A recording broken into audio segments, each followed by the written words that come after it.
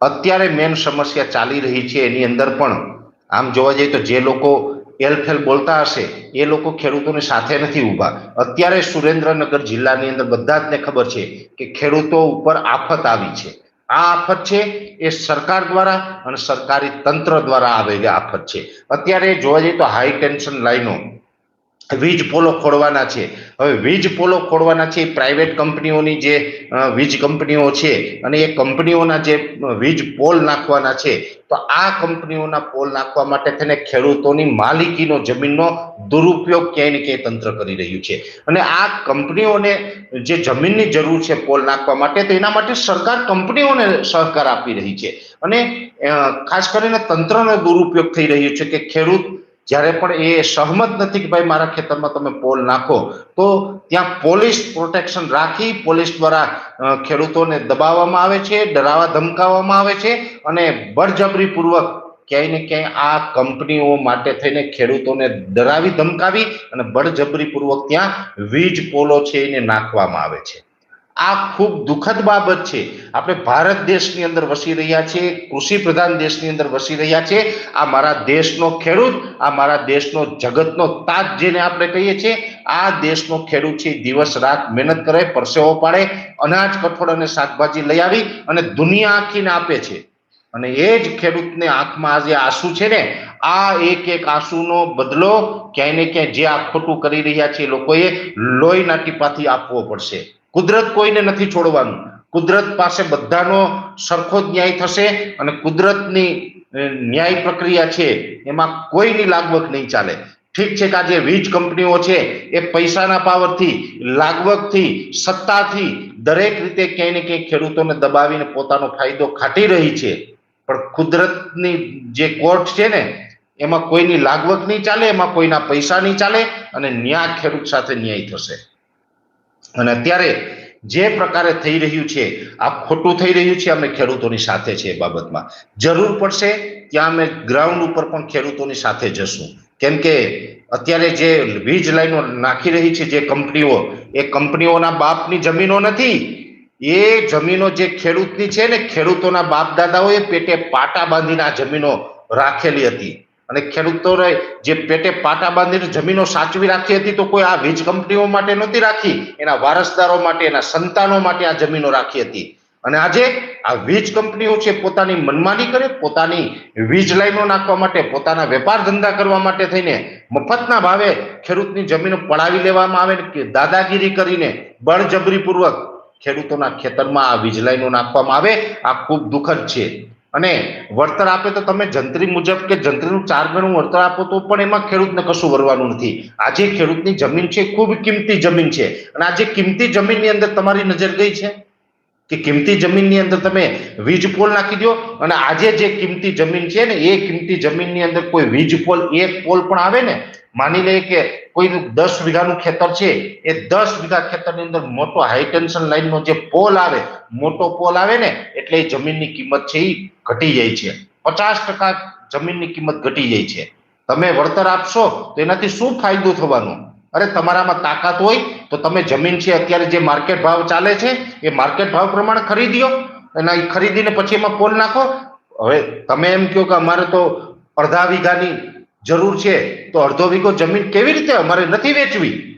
તમારામાં તાકાત હોય તો કોઈ ખેડૂત પાસે 10 વીઘા હોય, 15 વીઘા હોય, પૂરેપૂરી જમીન પૂરા ભાવ આપીને ખરીદો. પણ તમે એવું નથી કરતા.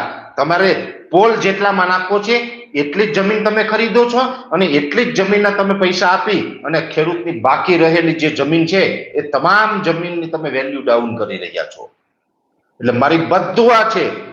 આજે ઘણા સમય પછી મારે કહેવું પડે છે કે તમે જે આ ખેડૂતો સાથે બળજબરી કરો છો, પોલીસનો દુરુપયોગ કરી, દાદાગીરી કરી, ગુંડાગીરી કરી અને તમે જે વીજ કંપની વાળા જે ખેડૂતની જમીનમાં પોલ નાખી રહ્યા છો ને, યાદ રાખજો કુદરતની કોર્ટમાં ન્યાય થશે. અને યાદ રાખજો જે અમારા ખેડૂતના ખેતરમાં જે સફેદ મુંડા મગફળીમાં આવે છે ને, સાલાવ તમને આ જીવતા, તમે જીવતા હશે ને તમને મુંડા પડશે સફેદ. કુદરત નહીં છોડે તમને. તમે જે ખેડૂતો સાથે અન્યાય કર્યો છે, તમે ખેડૂતોની રોજીરોટી ઉપર હાથ નાખ્યો છે.